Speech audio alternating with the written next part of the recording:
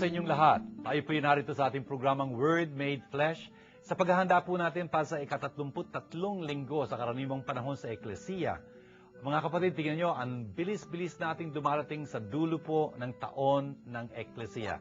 We are fast approaching the end of the liturgical year. In fact, 33rd, ibig sabihin sa susunod na linggo na po ang last week of the year of the Church, the Christ the King celebration.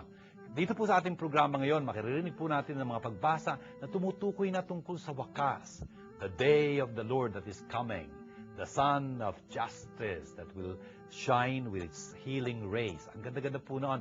Tapos pinagmamasid tayo ng Panginoon at tutukuyin yung mga palatandaan tungkol sa wakas. Pero hindi tayo dapat magambala. Dapat maging tapat tayo, magtanod tayo at maging tapat hanggang wakas.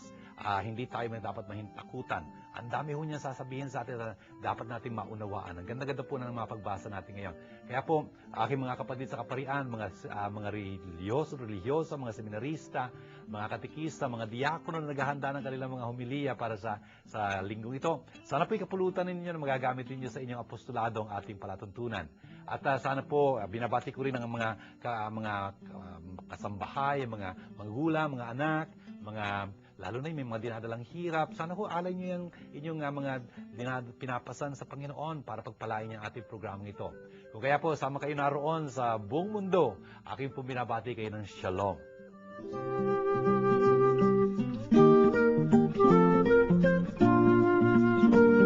Word Made Flesh is glad to invite you to attend the Bible study lessons with Father June Lingad, SGB. Every Tuesday at St. John Bosco Parish Church, Makati City from 7:30 until 9:30 p.m. At Quiapo Church every Wednesday from 7:30 to 9 o'clock p.m. And every second and fourth Thursday of the month at VMI School Ayala Alabang from 7:30 to 9:30 p.m. Ang Word Made Flesh ay masayang nakikibahagi at malugod na sumusuporta sa pondo ng Pinoy.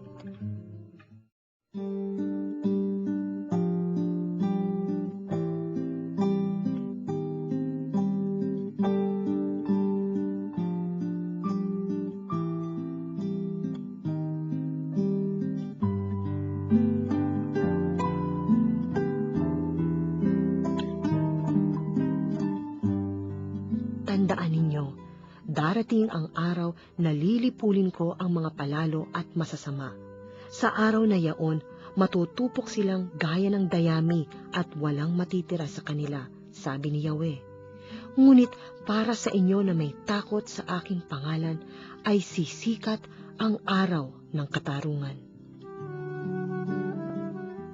Ito pong ating unang pagbasa ay hango sa kahuli-hulihang aklat ng Lumang Tipan. Sa dulo ho nitong aklat na ito ni Propeta Malakias, Malakay. Malak ho, ibig sabihin sugo. Tapos Malakay, ibig sabihin sugo ko, o kung Malakias yan, sugo ni Yahweh. Ito hong tinutukoy dito ni Propeta Malakias sa dulon-dulo ng kanyang sulatin ay yung pagdating ng araw na dumarating. The day is coming. 2 beses niya ulit-ulitin itong the day na ito. Ano ba yung the day na ito? The day is coming, sabi niya talaga nag-aalab na parang isang horno, isang oven, kung saan ang lahat ng mga mayayabang at mga gumagawa ng mga kasamaan ay magiging parang dayami. Ibig sabihin tutupukin nung apoy na iyon na talaga namang nag-aalab. Ano nga ba yung ibig sabihin nitong araw na ito? Brothers and sisters, araw, yung the day. Yun sa mga propeta ho, yun ay naging isang para bang set theme. Laging paulit-ulit yung paksang yon, the day of the Lord. Anong tinutukoy doon?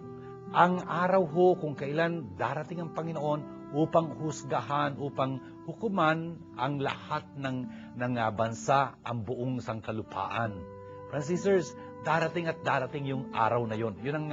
Yun ang pinangangalandakan ng mga propeta. Ay totoong huling-huling propetang ito, yun din ang kanyang sasalungguhitan sa dulo ng kanyang sulatin. Para hubang pinapaalala niya, huwag niyong lilimut-limutan yung katotohanan yun, na darating at darating yung araw na yun. At brothers and sisters, tingnan nyo, sinasabi ho dito na sa araw na yun, talaga namang si Sinag o si Silay ang Son of Justice, ang araw ng katarungan. Taglay ang kanyang healing rays, yung kanyang nagpapagaling na mga silahis na ganyan. Brothers and sisters, napakahalaga ho nitong sinasabi dito ng ating kasultang ito. Bagamat ang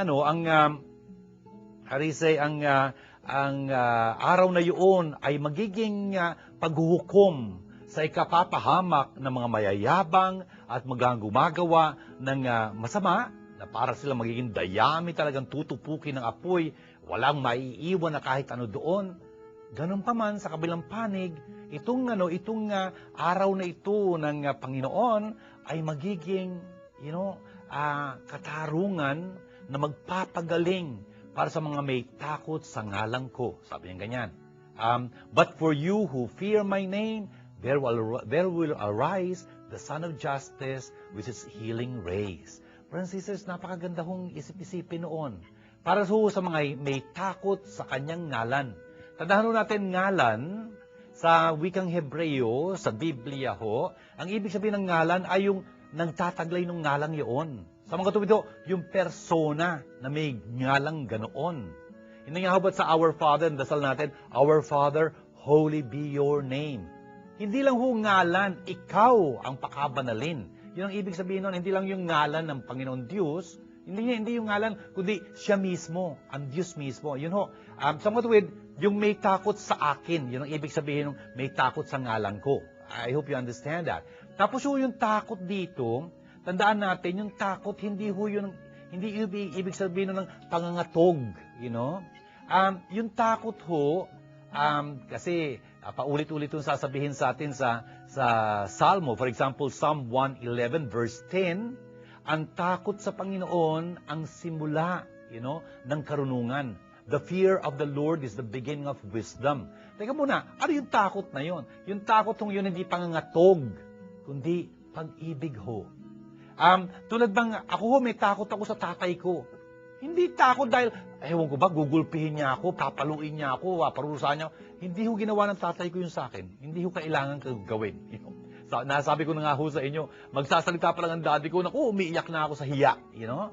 Napapahiya ako kung bakit nabigyan ko siya ng ganung sama ng loob. Yun ho yung takot na sakdan ng damdamin, hindi ho yung pangangatog.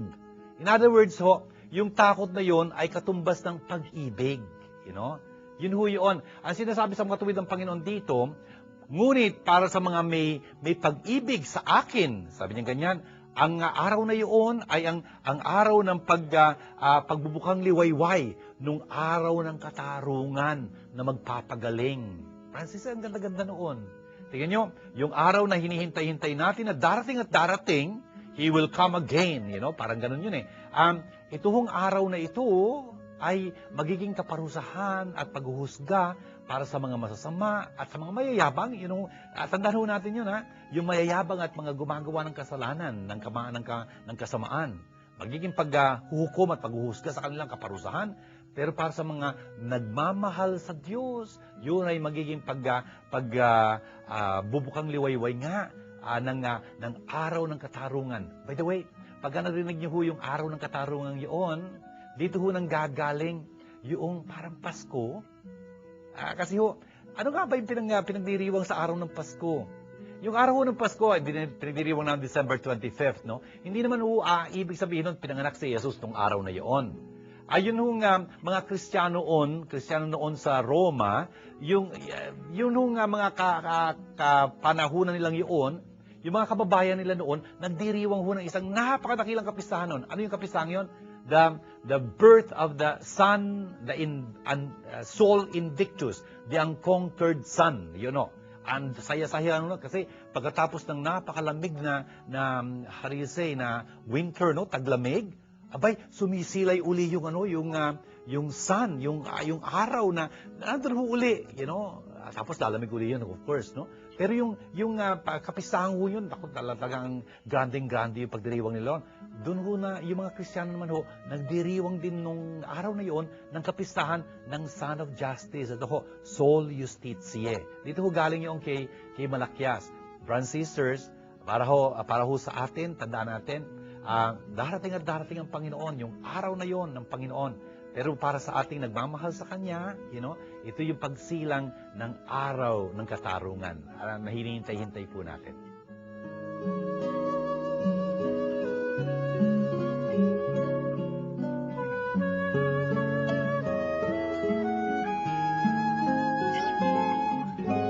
Come join us in praising and thanking God for His love and mercy. Word Made Flesh invites you to a prayer meeting every fourth Friday of the month at the Chapel of the Blessed Eucharist at the back of the main church of St. John Bosco Parish, Pasay Road, Makati City from 7 o'clock to 9 o'clock p.m. For details, please contact Tess de Maculangan at 0918-929-0984 or 892-1858.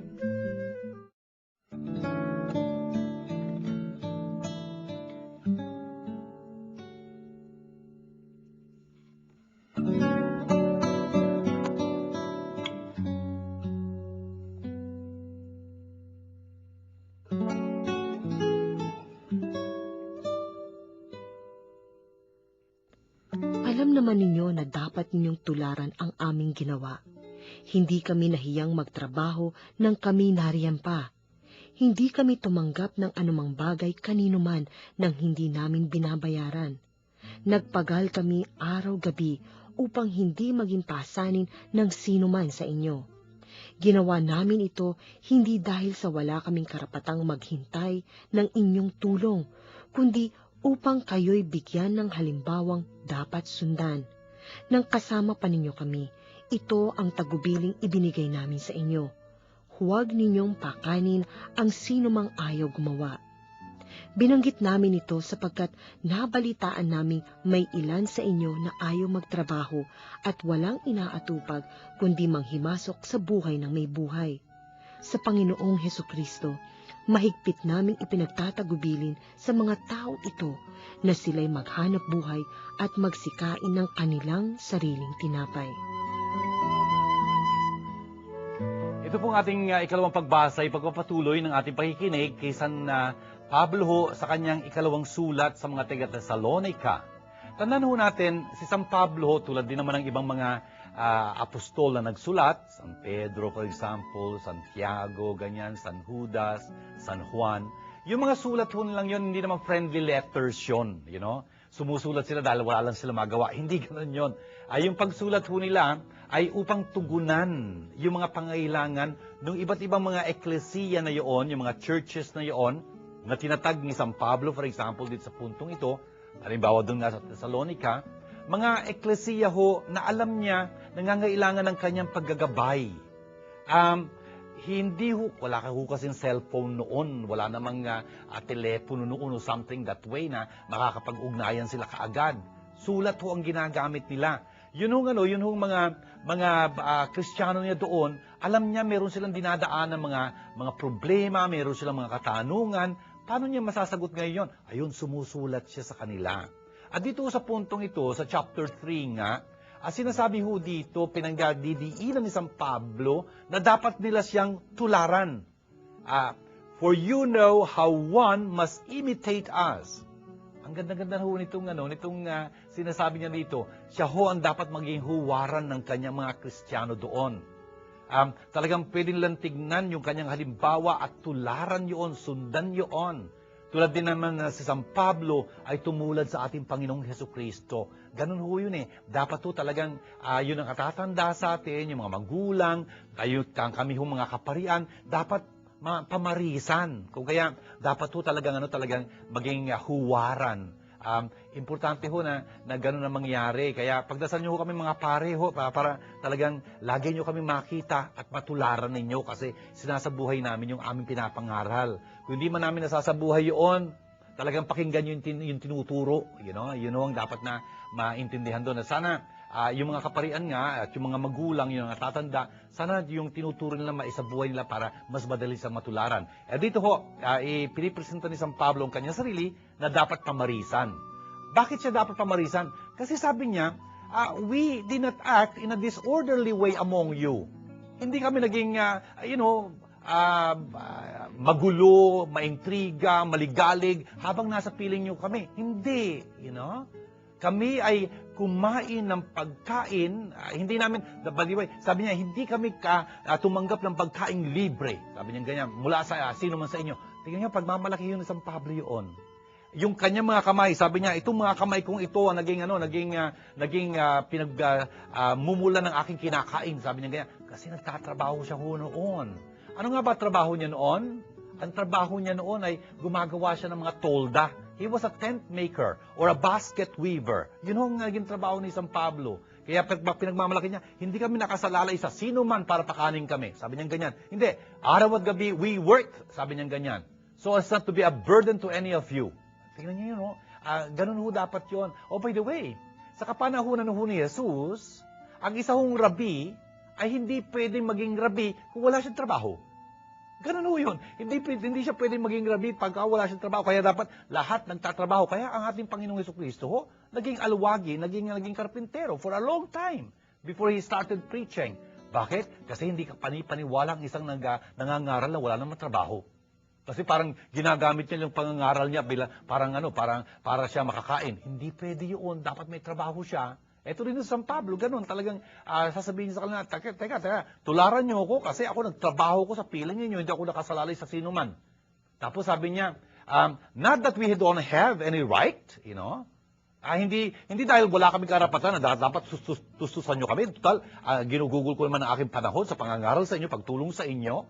Natural lang yun, dapat tulungan nyo rin ako, Kasi sasabihin ni San Pablo, for example, sasabihin to ni San Lucas, na ang manggagawa ay karapat-dapat sa kanyang sahod. Sabi niya ganyan. Itong apostol na ito, nangangaral siya, kung kaya dapat tulungan siya, matustusan. Kasi wala naman siyang gawaing iba, kundi ang tulungan sila sa kanilang pamumuhay bilang espiritual. Ganon din ho yung mga kaparian natin ngayon. Wala ho sa ilang ibang trabaho, kundi ang tulungan tayo, pangasiwaan tayo, magmisa para sa atin, tulungan tayo sa ating mga pangangailangan. Kung may sakit, talagang tulungan yun, ay pagdasal. Yun ho ang kanilang trabaho. Full-time job yun nun. Kung tutuusin, yung mga parish priest lalo na natin. Kung kaya dapat tustusan natin sila. Yun ang sinasabi dito ni San Pablo. Not that we don't have any right, Rather, we wanted to present ourselves to you as a model. Sabi niya yan, gusto naming ilantad ang aming masarili sa inyo bilang huwaran ninyo para matularan nyo kami. Sabi niya ganyan. In fact, sabi niya, when we were with you, we instructed you that anyone who is unwilling to work should neither eat. Grabe mo yung sinabi dito ni San Pablo, napakahalaga ho nitong sinasabi niya sa 2 Thessalonians chapter 3, verse 9 na po. Verse 10. Sabi niya, pagka ayaw ng isang taong magtrabaho, dapat hindi siya kumain. Kasi sinabi niya ho ito kasi naririnig namin na may mga iba sa kanyang mga Kristiyano na hindi nagtatrabaho, kundi busybodies lang sila kung ano-anong ginagawa, nanggugulo lang, not minding their business, not keeping themselves busy, but minding the business of other people. Hindi dapat ganun isang Kristiyano. Yung mga Kristiyanong ganoon, yung mga taong ganoon, sabi niya, tinuturuan ko sila, hinihikayat ko sila sa ating Panginoong Jesucristo na magtrabaho ng matahimik at kumain ng kanilang sariling pagkain. Hindi yung nakasalalay sila sa iba, Hindi. Kung pwede ka magtrabaho, dahil may lakas ka, may kalusugan ka, may kakayahan ka, magtrabaho ka. Hindi yung palamunin ka ng iba. Hindi, nakakahiya yun, Brothers and sisters, narinig niyo yun? Tingnan niyo itong apostol na ito, he was very socially minded.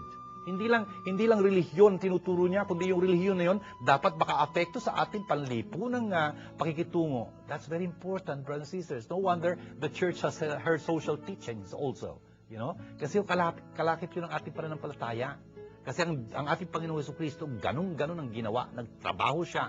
Importante yung larangan ng pagtatrabaho. Sa San Pablo din, nagtrabaho. Kung kaya, ang church ho, ganoon, nagtatrabaho siya, Nagtuturo siya tungkol sa dangal na trabaho at nagpapakita siya ng halimbawa. Sana ho, matutunan natin ito.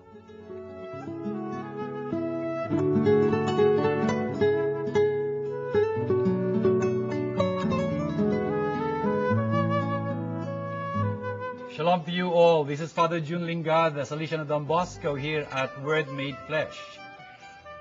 I'm very happy to share with you the fact that God has seen us through 3 years in this programming. And if you feel you have been blessed in one way or another, do help us continue this program. Support us financially. And if you want to do that, please know that our Word Made Flesh Foundation Incorporated account in the Bank of Philippine Islands, current account, is numbered 0011165362. Our dollar account, FCDU, account number 0014151206, with a SWIFT address as BOPIPHMM. In that way, you are partnering with God's Word, with the Word Made Flesh, and we will be able to really and truthfully say at the end of our program, through you, God has brought this program about. This program is brought to you by God, the Word Made Flesh. Indeed, God is our sponsor, and that's very beautiful. And so I like to thank you on behalf of the Word Made Flesh Foundation Incorporated, anywhere you are. Shalom to you all.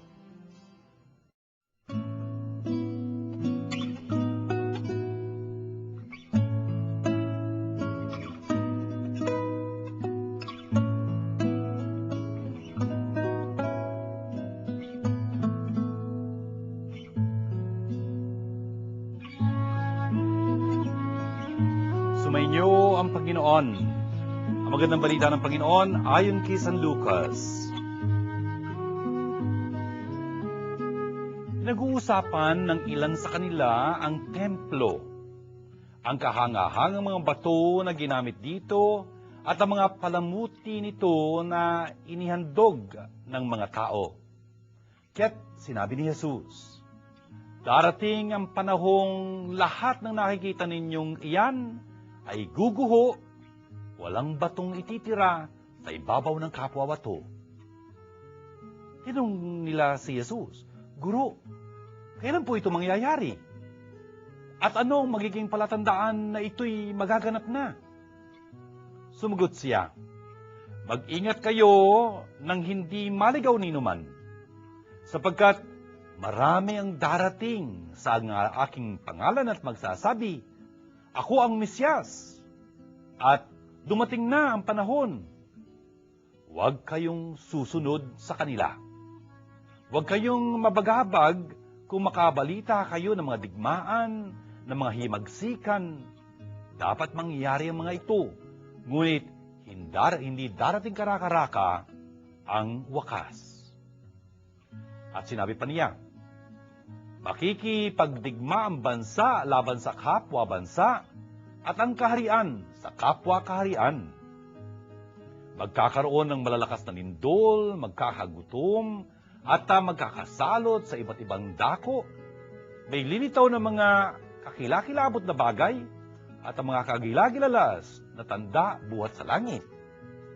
Ngunit, bago mangyari ang lahat ng ito, darakpin kayo't uusigin. Kayo'y dadalhin sa mga sinagoga upang litisin at itabilanggo. At dahil sa akin, ay ihaharap kayo sa mga hari at mga gobernador. Ito ang pagkakataong ninyo upang magpatotoo tungkol sa akin. Ipanatag ninyo ang inyong kalooban. Huwag kayong mabalisa tungkol sa pagtatanggol sa inyong sarili, sapagkat bibigyan ko kayo ng katalinuhan at ng pananalitang hindi kayang tutulan o pabulaanan ng sino man sa inyong mga kaaway. Ipagkakanulo kayo ng inyong mga magulang, mga kapatid, mga kamag-anak, at mga kaibigan, at ipapapatay ang ilan sa inyo. Kapuputan kayo ng lahat dahil sa akin. Ngunit, hindi mawawala ang isang hibla ng inyong buhok. sa inyong pagtitiis ay tatamuhin ninyo ang buhay na walang hanggan. Ito mga kapatid ang magandang balita ng ating kaligtasan. Mga kapatid, tingnan nyo, itong ebanghelyong pinahayag ko sa inyo ngayon, medyo matindi ho ang dating. Ano nga bang nangyari dito? Nandito ho tayo sa bandang dulo na ho na pangangaral ni Jesus. Kasi ho, umpisa sa chapter 22, nandito ho tayo sa chapter 21 eh. Chapter 22 ho, naku, mag-uumpisa na ho yung mga kaganapan sa huling hapunan. O edi, pawakas na ho itong istorya ng Panginoon. Kasi yung huling hapunan, introduction na yun sa kanyang pagpapakasakit, kamatayan, at muling pagkabuhay. Sa mga katuwid ho, nandito na tayo sa dulo ng pangangaral ni Jesus. At tingnan nyo, itong pangangaral ni Jesus na ito ay tumutukoy tungkol sa wakas. Bakit nga ba binabasa itong ebanghelyong ito? Tulad din naman nung unang pagbasa natin tungkol sa araw ng Panginoon na darating. Kasi ho, ang pananampalataya natin si Kristo'y namatay, si Kristo'y muling nabuhay, si Kristo'y babalik sa wakas ng panahon. Nandito na ho tayo sa ika-33 linggo sa karaniwang panahon sa Eklesiya. Abay, sa susunod na linggo, ang huling-huling linggo na ho ng karaniwang panahon sa Eklesiya. In fact, ang huling-huling linggo ng taon ng Eklesiya. It will be the last Sunday of the liturgical year of the church. In fact, pagkatapos ng next Sunday, ay Adviento na naman ho. Bagong taon na naman sa Eklesiya. And so, hindi ho nakapagtataka, tutukuyin ng ating mga pagbasa ngayon ang tungkol sa wakas. Kasi nagwawakas ang taon ng Eklesiya. The church's liturgical year is coming to a close. And so, pinapaalala ho sa atin ang pagwawakas. Ano nga ba nangyari dito sa ating istorya? Ito ho, ang mga tao ho na dito sa umpisa ng ating ebanghelyo, ayun, na manghang-mangha sila doon sa templo. Kasi yung gaganda talaga ng mga batong naroon. Yung mga palamuti nito, the votive offerings, kasi mga nadidekorasyon ang templo ho ng napakarangya. For one thing, the Temple of Jerusalem was one of the ancient wonders, And so, manghang-mangha sila, at manghang-mangha sila nung sinabi ni Jesus, yung sinabi niya sa verse 6, so sabi niya, nakikita niyo ba ang lahat ng ito? Darating ang araw, darating na naman ang araw. Darating ang araw na walang bato na makikita kayo sa ibabaw ng bato. Lahat ito'y iguguho. Grabe. Can you imagine, brothers and sisters, kung anong ibig sabihin nun? Iguguho lahat yung mga batong yun na nakikita nila. Yung templo, yung muog na yun, how do you say, the walls of the city. Iguguho yun. Sabi niya ganyan. Brothers and sisters, tatanungin siya ng mga disipulo niya, Guro, kailan mangyayari ito? Ano magiging palatandaan na malapit na maganap ang mga ito? Brothers and sisters, kung tutuusin ho, yung inihula ni Jesus na yun, magkakatotoo at magkakatotoo in a literal way. The year 70. Mga 40 years after Jesus spoke this. Kasi in the year 70, palilibutan ho ng hukbong Romano ang Jerusalem. At dahil ayaw nila sumuko, at hindi sila susuko, talaga namang wawasakin ho ng hukbong Roma ang buong Jerusalem na yun, pati na ho ang templo. Wala hong batong iiwan na nakatayo pa. Of course, may exception. May iiwan ho sila, the Western Wall. The Western Wall na is known now as the Wailing Wall. Hanggang ngayon, pag nagpunta kayo sa Jerusalem at pinupuntahan nyo ng mga nag-pilgrimage doon, nandun pa ho ang Western Wall. Akala ko ba guguho ang lahat? Walang batong iiwan sa ibabaw ng bato. Tama ho, ginuho nila ang lahat. At iniwan nila purposely yung Western Wall na yon. Pagka nakita nyo, ang lalaki ng mga batong ginamit, ng mga bloke-bloke talaga na solid na solid. Bakit nila iniwan yon? Bilang banta sa mga Israelita. Next time, don't mess up with us, Huwag nyo susubukin ang lakas namin. Nakita nyo itong mga batong ito. Akala nyo, impregnable. Akala nyo, hindi maguguho, hindi wawasak. Winasak namin. Yan lang ang tinira namin. Tingnan nyo. Oh, brothers and sisters, totoo nangyari talaga. Winasak nila, itinira nila yun purposely para ipaalala sa mga Hudyo, never again should they try the might of Rome. Ganun ho yun nangyari. You know? Brothers and sisters, yan hong mga salita ng Panginoon, nagkakatotoo at nagkakatotoo ho. You know? Let's understand that Jesus is the spokesman of God. In former days, God spoke to our forefathers, our ancestors, through the prophets. But now, in these last days, ito ho yung beginning ng letter to the Hebrews, in this last day, God spoke to us through a Son, and that's Jesus Christ. Brothers and sisters, tingnan nyo, ang sagot ni Jesus, ang tinatanong nila, kailan mangyayari ito? You know? Sabi niya, talagang mag-ingat kayo na hindi kayo malinlang ninuman. Kasi maraming darating sa ngalan ko. Brothers and sisters, narinig nyo? Marami ang darating sa ngalan ko na magsasabi, ako na siya. You know? Alam nyo, hindi ko mapaniwalaan na may mga taong ganoon na nag-aangkin na sila si Jesus ngayon. You know? Ganun ho eh. I mean, it's unbelievable. Pero may mga tao hong nag-aangkin na, I am He, you know? At the time has come. Sabi ni Jesus, don't follow them. You know? Napaka-importante ho noon. Wag natin silang susundan. Ang sabi ni Jesus kasi, pagka nakarinig kayo ng mga digmaan, mga himagsikan, huwag kayo matatakot. Bakit? Kasi yung mga bagay na ganun dapat mangyari muna. Pero hindi kagad darating.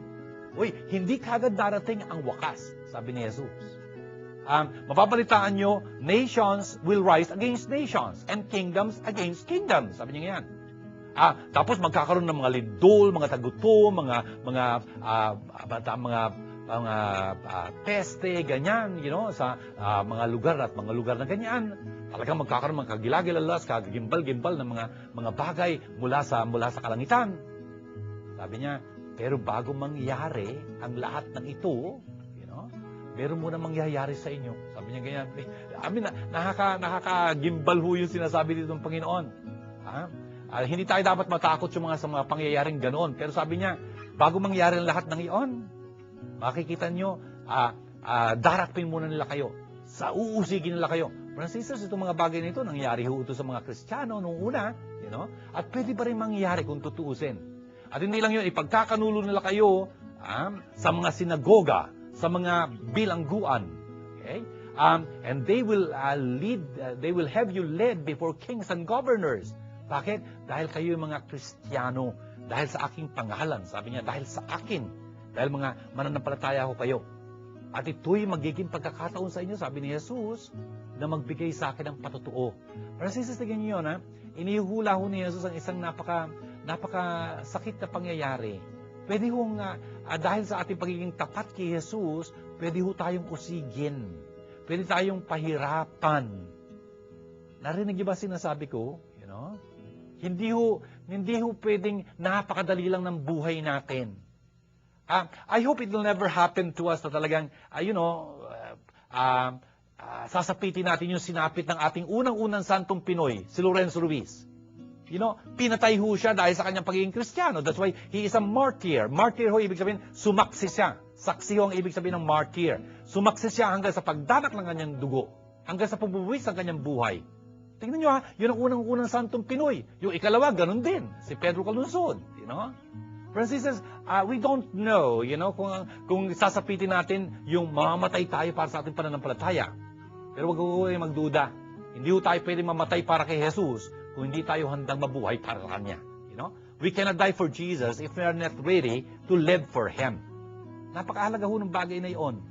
Ano man ang pinaplano ng Diyos para sa atin, ang importante lang, sigurado tayo na tapat tayo sa Diyos, tapat tayo kay Jesus araw-araw. You know? Importante ho yun. Na yung tinuturo niya at inuutos niya sa atin, sinasabuhay natin. Yun ang pinakamahalaga doon. Kesyo, huhulihin tayo, darakpin tayo, ipepreso tayo. We don't know that. You know? Pero ang tiyak ho ay hindi mangyayari sa atin yun kung hindi tayo tapat sa Kanya. Hindi ho tayo ipepreso, you know? Kasi ikakaila natin siya. Hindi ho yun. I mean, ang importante ho, tapat tayo sa Panginoon anumang sandali, anumang araw. You know? Kung mangyari man yun o hindi wala ho tayong pakialam doon. Ang importante ho, tapat tayo lagi sa Panginoon. Ang sabi ng Panginoon dito, tandaan niyo hindi kayo kailangan maghanda ng inyong depensa, ng inyong pagtatanggol sa inyong mga sarili. Hindi kailangan. Bakit? Ako mismo magbibigay sa inyo ng isang karunungan sa pagsasalita na hindi pwedeng pabulaanan, hindi pwedeng tutulan ang inyong mga kaaway. Brothers and sisters, look at that. You know? Hindi ho tayo kailangan mabalisa. Paano kung pagtatagulo sa sarili ko pagka dumating yung panahon nyo? Hindi kailangan yun. Ang kailangan natin ngayon ay mamuhay tayo ng matapat kay Jesus. Talaga yung tinuturo niya, tinuutos niya, lalo na yung magmahal tayo, magpatawaran tayo, maging matulungin tayo, lalo na sa mga nangangailangan, gawin ho natin yun. Kung sakaling dumating yung panahon na talagang darakpin tayo, tapos ihaharap tayo sa mga hari, mga gobernador, mga namumuno, dahil mga tapat tayong alagad ni Jesus, mga disipulo tayo ni Jesus, ay huwag tayo mag-alala. Siya mismo, si Jesus mismo, ang nangangako sa atin, bibigyan na tayo ng karunungan, hindi pwedeng pabulaanan ng sinuman. Brothers and sisters, you don't have to be afraid. Yan ang sabi ni Jesus. Tapos nun sa verse 16, sabi niya, you will even be handed over by parents, brothers, relatives, and friends. Brothers and sisters, narinig niyo yun? Pwede daw tayo ipagkanulo ng ating mga magulang, ng ating mga kapatid, ng ating mga kamag-anakan, ng ating mga kaibigan. In fact, some of you will be put to death. Brothers and sisters, ilan sa atin papatayin? O hindi ho bago ito. Nangyayari ho ito at nangyari na ito. At pwede mangyari pa uli. Brothers and sisters, alam niyo ba? Sa China ho, sa Russia, noong mga kapanahunan na lumipas, mga 60, 70 years ago, you know? Kung tutusin hanggang ngayon ho, abay, sa China, for example, yung mga kapatid natin, mga Kristiyano doon, talaga namang inuusig hanggang kamatayan ho. At mismo, yung kanilang mga kapatid, mga kamag-anakan ho, ang nagkanulo sa kanila. I mean, that was the sistema ho yun eh. Yung komunismo ho noon, talagang winasak ho yung mga pamilya. Yung mga pamilya mismo ang dapat magsuplong sa kanilang mga kapatid, mga magulang, mga anak, mga kamag-anak, mga kaibigan. Kung nakikita nila, mga Kristiyano sila. Ganun ho. Nangyari ho yun. At sinasabi ni Jesus, pwede mangyari yun. You know? Sana hindi mangyari. You know? Pero brothers and sisters, tandaan ho natin. Kung mangyari man yun o hindi, you will be hated because of my name. Sabi niya ganyan.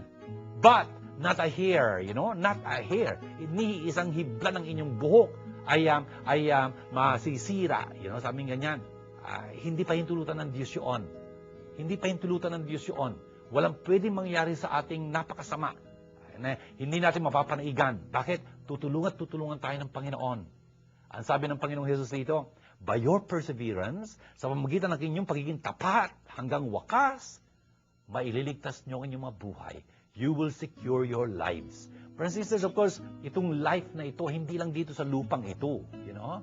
Kung tutusin nga, pwede pa tayong patayin, sabi ni Jesus. Pero ang tinutukoy ng Panginoon dito, you will secure your lives in the hereafter, in the life with God. Brothers and sisters, tingnan nyo, ang importante ho, maging tapat tayo sa Panginoon sa tuwi-tuwi na. We should persevere till the end.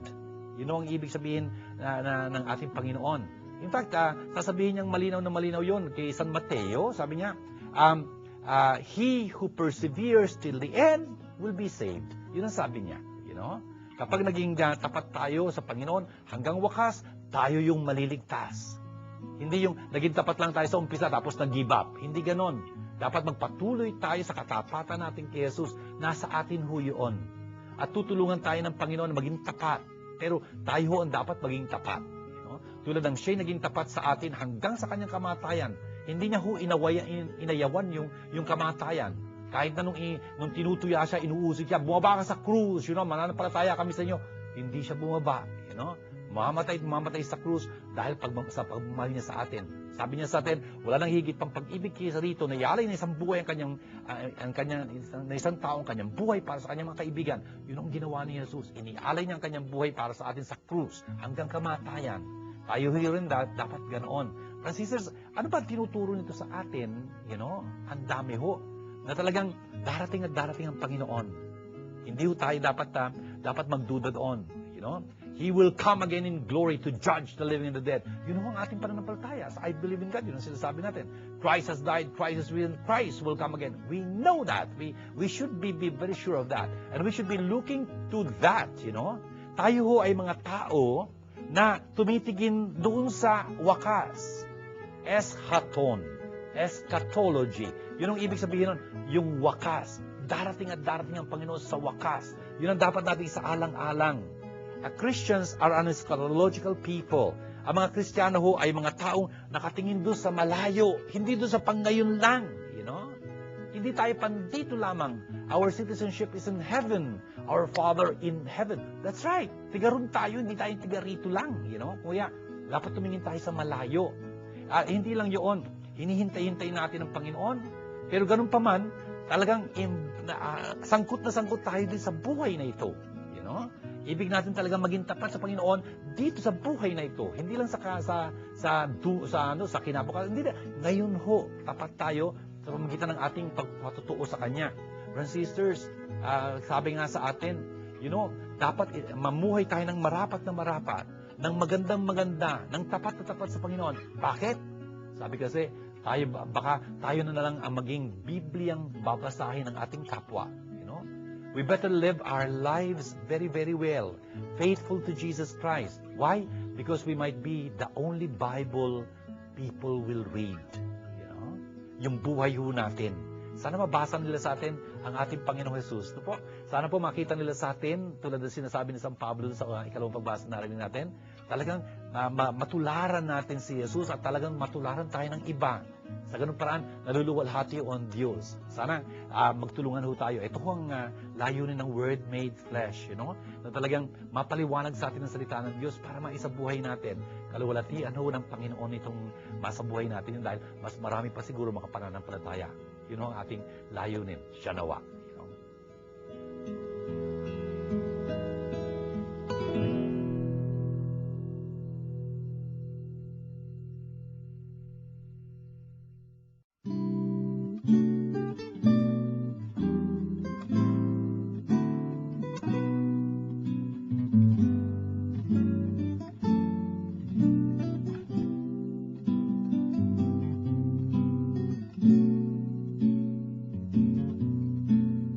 Father June, marami po kami mga luma at sarang mga poon sa bahay. Pwede na po ba i-dispose kahit blessed ang mga ito? Hi, Abby. Thank you very much dito sa tanong mo. Marami po kaming mga luma at sirang puon sa bahay. Ayos lang po ba na i-dispose na ang mga ito kahit blessed ang mga ito? Ang ganda ng iyong tanong at importante. Alam niyo yung mga Hudyo, sa daan-daang taon ng kanilang kasaysayan, you can imagine, ang dami nilang mga relihiyoso, mga gamit, ano? Kunyari, mga kopya ng Biblia, etc. Ganyan. Anong ginagawa nila? Meron silang isang room, para bang storeroom, ang tawag nila geniza, at doon nilang lalagay yung mga luma nilang mga gamit ng pangrelihiyon. At tayo, wala naman ata tayong ganun eh. Pero siguro pinag-uusapan natin dito mga puon na babasagin, ano? Yung kunyari, eskayola, or something like that. Kasi kung kahoy ito, malamang hindi naman sisirain ito eh. Siguro malamang pwedeng ayusin pa o something. You know, hindi dapat itatapon ito. Kunyari, kung i-dispose, ang ibig sabihin ng dispose dito, tatapon mo sa basurahan. Hindi ganon. May napagtanungan ako na sila daw ang ginagawa nila, nililibing nila yung mga gamit nila gano'n. Siguro pwedeng gamitin yun eh. Ako, I would rather suggest, kunyari kung iskayola yun, pwedeng durugin yun, kasi pwede naman durugin, no? Tapos ilibing ng maayos, you know? Hindi yung itatapon mo lang sa kung saan. No, ililibing mo rin siya, you know, something like that. Kung matibay na material to, siguro hindi naman sasirain talaga eh. Ang most probably, ang sinasabi nyo dito, mga bagay-bagay. Kunyari, mga larawan na, yung punit na, sunog na, ewan ko kung ano. Siguro pwedeng siguro sunugin na yon, you know, para hindi, pero yung pinagsunugan, hindi mo tatapon sa basurahan. Ganon din ang labas nun eh. Just to show your religious sensitivity, siguro binapaon mo yon. You don't just throw it anywhere, you know. Alam niyo ba yung for example, yung hostya, kunyari, na nahulog at nadumihan, na hindi mo naman pwedeng ipakumunyo na yon, no? Yun, nilulusaw yun, ano? Nilulusaw, nilalagay sa tubig, nilulusaw. Tapos yung tubig na yun, na paglusawan nun, hindi mo tinatapon sa sa saldaluyan ng gripo, something like that. Hindi. Tinatapon yun sa isang tinatawag na aquarium, isang banal na bagay na lugar, o kaya sa isang paso na hindi tatapak-tapakan. Ipinapakita nun na you're sensitive, blessed itong bagay na ito. Kung kaya ganon, I think that will be very good.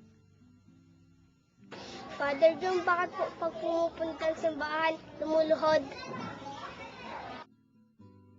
Hi Kane, salamat sa iyong tanong. Bakit po pagpupunta sa simbahan lumuluhod? Very nice. Magandang tanong to dahil napansin mo lumuluhod. At sana tama yung pagluhod, ha? Lumuluhod tayo sa simbahan kasi nandun sa harapan si Jesus, sa tabernakulo.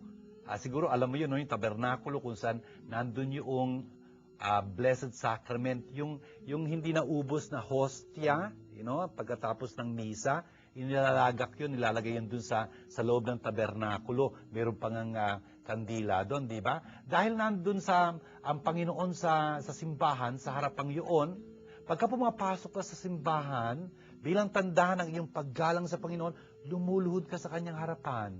Uy, hindi tayo lumuluhod kahit na kanino. Lumuluhod lang tayo sa Panginoon. At yun ang ginagawa natin dahil nandun siya sa harapan. Kung kaya nga, tama yun. At mga magulang, sana bigyan nyo ng magandang halimbawa yung mga anak nyo pagka lumuluhod, ho. Yung tuhod, tumatama dun sa sahig. Ganon. Hindi yung parang sasayaw ka lang. Yung, nakakatawa eh. Buti hindi, nakaupo ako eh. Kung nakatayo ko, demonstrate ko sa inyo yun. Nakakatawa ko minsan. Basta, pagka pumupunta sa simbahan, lumuluhod, kasi nandun sa harapan si Jesus, ginagalang natin siya. Father June, Holy Spirit po ba yung kaluluwa ni God?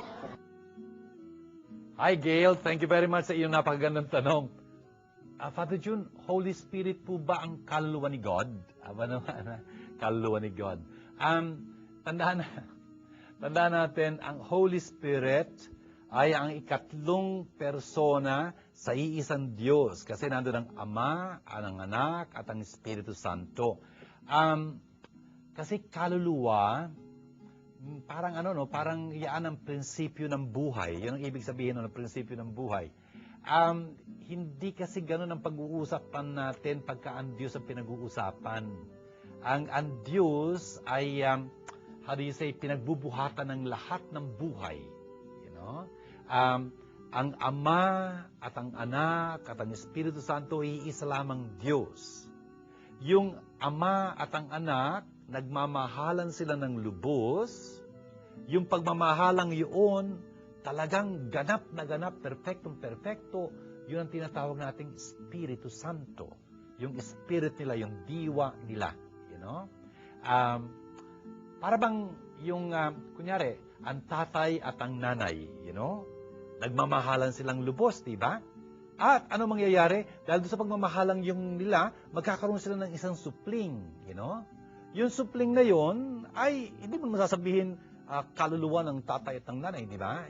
Yung supling na yon, masasabi natin, in a certain way, yun yung Espiritu Santo, yung pag-ibig ng Ama at ng Anak, Anak at ng Ama, yung pag-ibig na yon ay talagang konkretong-konkreto, yun ang Espiritu Santo. Hindi madali para sa isang batang maliit maintindihan to. Kung tutusin, hindi naman madali kahit na kanino maintindihan to. Pero yun ang ibig sabihin. Siguro hindi masyadong tamang sabihin kaluluwa siya ni God. Okay?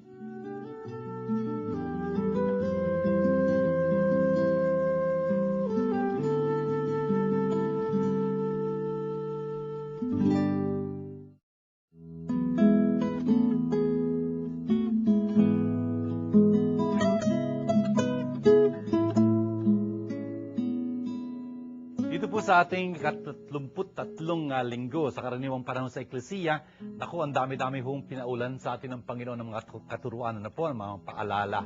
At doon po sa unang-unang nating pagbasa, sabi ko nga galing sa huling-huling aklat ng Lumang Tipan, ang aklat ni Malakay, aklat ni Malakias, doon ho narinig natin ang tungkol doon sa araw na darating. Araw na darating na napapaalala ng paghuhukom ng Diyos. Ito'y binabasa natin kasi nasa dulo na ho tayo, ng panahon ng Eklesiya, yung taon ng Eklesiya. In fact, next week, sabi ko nga sa inyo, ang huling-huling linggo na. And so, Christ the King na ho yun. At narinig ho natin yung isang parirala doon, the phrase, Sun of Justice, yung araw ng katarungan. Kung tutuusin para sa ating mga Kristiyano, yung araw ng katarungan ay konektado kay Jesus. Siya ang pinatutungkulan noon. Si Jesus na sisilay bilang araw ng katarungan, magdadala sa atin ng kagalingan. Hindi lang kagalingan pangkatawan, kundi kagalingan ng pangkaluluwa ng buo nating pagkatao. Yun ang tinatawag nating kaligtasan. Tapos dito sa ikalawang pagbasa natin, mula uli sa sulat ni San Pablo sa mga taga-Thessalonica, narinig natin doon na talagang pinagdidiin-diinan ni San Pablo na dapat natin siyang tularan, dahil tinularan din naman niya si Jesus, sa isang mahusay at maayos na pamumuhay, nagtatrabaho ng mataimtim, ng puspusan, upang hindi tayo makabigat sa kanino man, kundi makatulong pa nga ito, makatulong pa tayo sa iba. Basta, yung ayaw magtrabaho, huwag kakain, sabing ganyan. Ito isang sasalungguhit ng pagtuturo ng Eklesiya tungkol sa panlipunang katuruan, yung social teaching of the church. Napakahalaga noon. Namunguna ang Eklesiya sa puntong ito ng pagpapahalaga sa panglipunang dimensyon ng pagtatrabaho, ng paggawa. Tapos itong ebanghelyo natin, nakita natin dito kung paanong talaga namang darating ang Panginoon. Ang talagang pinagdidiin-diinan dito ni Jesus, sa wakas ng panahon. Pero kailan yung wakas na yun? Wala nakakaalam, sa mga katuwid, ang hamon dito ng Panginoon ay maging handa tayong lagi. Talagang mamuhay tayo ng matuwid, mamuhay tayo ng nararapat. Kung meron mga pagsubok na darating, pag-uusik na darating, hindi tayo dapat mahintakutan. Dahil tutulungan tayo ni Jesus na talagang maipaglaban ang katotohanan at wala tayong dapat ipangamba doon. Magwawagi tayo. Yun ang ibig sabihin, ang isang Kristiyano dapat nakatingin doon sa malayo, sa hinaharap, sa wakas. Nagiging marunong tayo dahil doon, pagka nagkataon. At of course, dapat nating pangatawanan yung ating katapatan kay Jesus hanggang wakas. Yung magpapatuloy hanggang wakas, yung unang maliligtas. Yun ang ibig sabihin ng pagiging martir. Tayo saksi ni Jesus hanggang sa wakas. Gawin natin panalangin ang lahat ng ito sa ngalan ng Ama at ng Anak at ng Espiritu Santo. Amen. Abba, mapagmahal naming Diyos at Ama, salamat ng marami sa iyong napaalala sa aming mga katuruan, mga katotohanan dapat naming isabuhay at ibig naming isabuhay sa tulong ninyo, sa tulong ng Espiritu. Abba, itinataas po namin, pinapanalangin sa inyo ang lahat ng humihingi ng aming panalangin, ang mga pinangakuan namin ng panalangin, ang maasa sa programang ito para sa pagdarasal para sa kanila. Abay, niling po namin na talagang dampian nyo ng awa, ng inyong ginhawa, ang lahat ng mga nangangailangan nito. Lalong-lalo na yung mga may sakit, yung mga may karamdaman, may mga hinaharap na pagsubok at kahirapan. Yung pong nalulumbay, namimigatid, nangungulila dahil sa paghaon ng kanilang mga minamahal. Sana po'y maibsan ang kanilang pagdadalamhati sa pamagitan ng inyong awa. Abba, tinataas po namin sa inyo ang lahat ng mga tumutulong sa amin sa gawain namin ito sa Word Made Flesh Foundation. At yung pong nagnanais pang tumulong sa amin, abot-abot po sana ang pagpapalang para tingin nyo sa kanila bilang pagpapala ninyo. Abba, ginagawa po namin panalangin ito kasama ng aming inang Birhen, alang-alang kay Kristong aming Panginoon. Amen. Sumainyo ang Panginoon at pagpalain kayong masaganang makapangyarihang Diyos, Ama at Anak at Espiritu Santo. Amen. Ito po ang ating palatuntunang Word Made Flesh.